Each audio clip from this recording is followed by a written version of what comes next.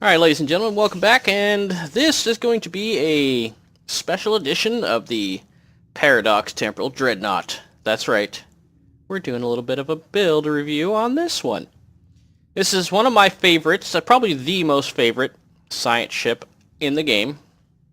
It is available in the Lobby store. It costs 900 Lobby to get it.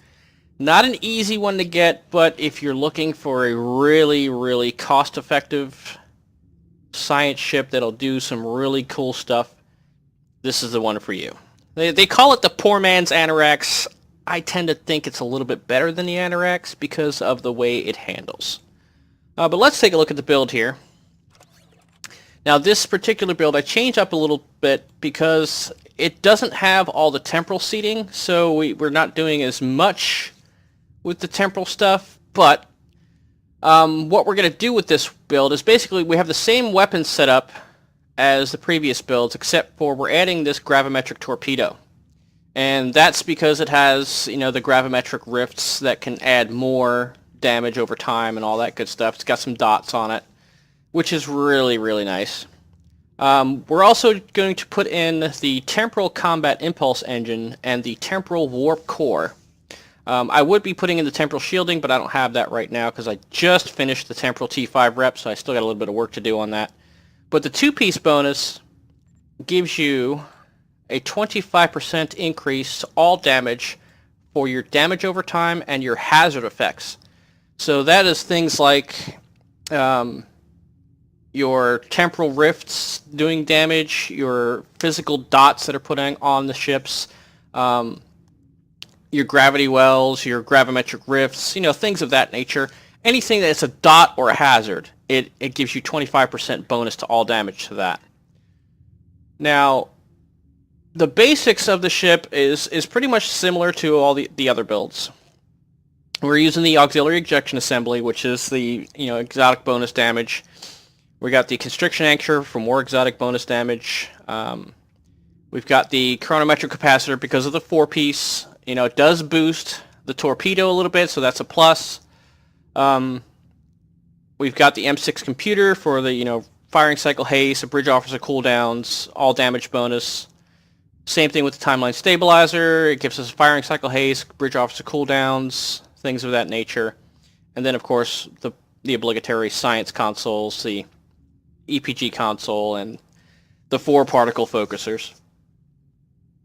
Now, as far as the skill points go, we're all the same as the last video. I'll scroll through so you can see it.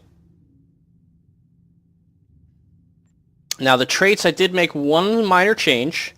I decided to put Inspirational Leader on this build instead of the Astrophysicist, because the Astrophysicist gives us a +10 statically, but the Inspirational Leader gives us up to a +30, which can be triggered by bridge officer abilities. So we've got plenty of bridge officer abilities, so we're going to get that +10 back, plus the chance to get up to +30. So that's a little bit more of a boost to your part gens and your exotic damage and all that good stuff. And then, of course, we are testing out the new Anti-Time Entanglement Singularity, which is another gravity well type of ability.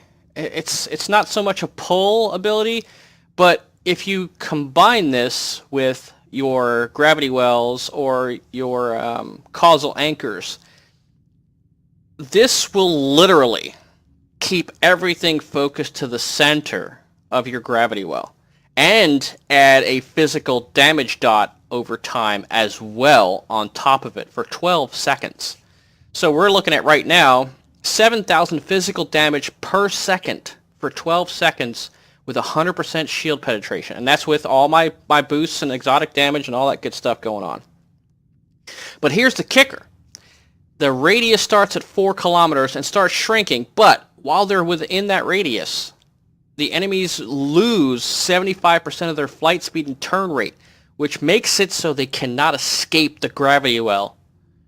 And yeah, we want them at the center of the gravity well because the heart of the damage is at the center of the gravity well. So the closer they are, the more damage they're going to take of all your exotic damage abilities, your dots and all that stuff. It's all focused on the center. Subspace vortex. It's all going to wreck. It's going to wreak havoc. So yeah, we're gonna test that out.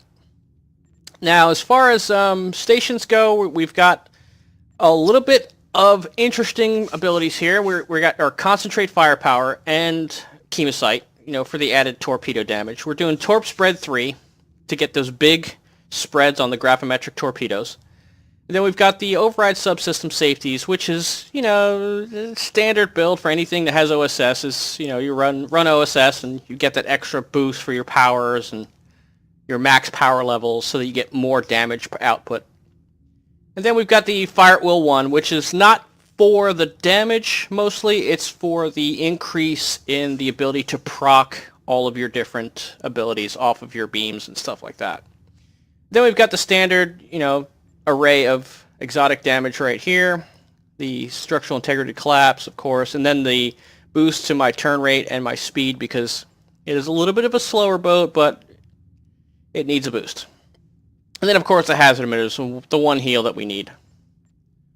All right, and then duty officers, we made one little change. I finally got up off my lazy butt and got Dilreen. She's now part of the roster here. But everything else is the same as last time. And as you can see, you can read them here. But yeah, that's the build so far. And as you can see, we've got the T5 rep done.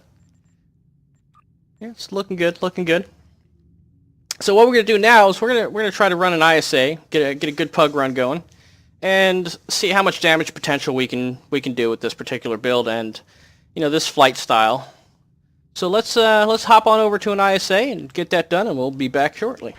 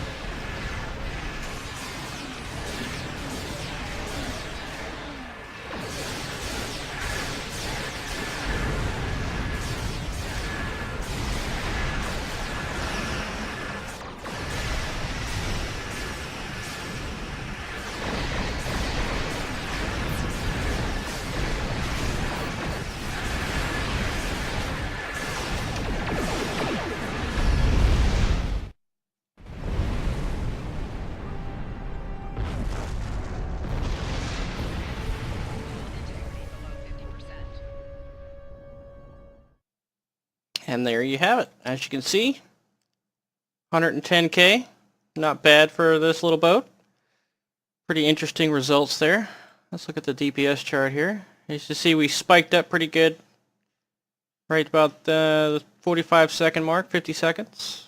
Not too shabby. And then look at the combat analysis report here. As you can see, all my top damage, most of it is all exotics. Exotics, and a little bit of torpedo. Let's look at the pets here. Pets did pretty good. Not too shabby. Could have been better. But that is the build, ladies and gentlemen. It is pretty handy. You know, a nice little target debuff there of 190. Not too shabby. Had a nice little max 1 hit from the pets. Deteriorating secondary deflector. Big damage off that. Huge damage.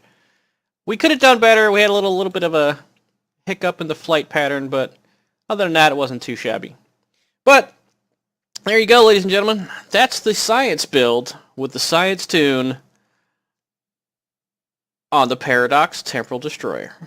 So you guys have a great day. Enjoy yourselves, and look forward to seeing you guys in the next video.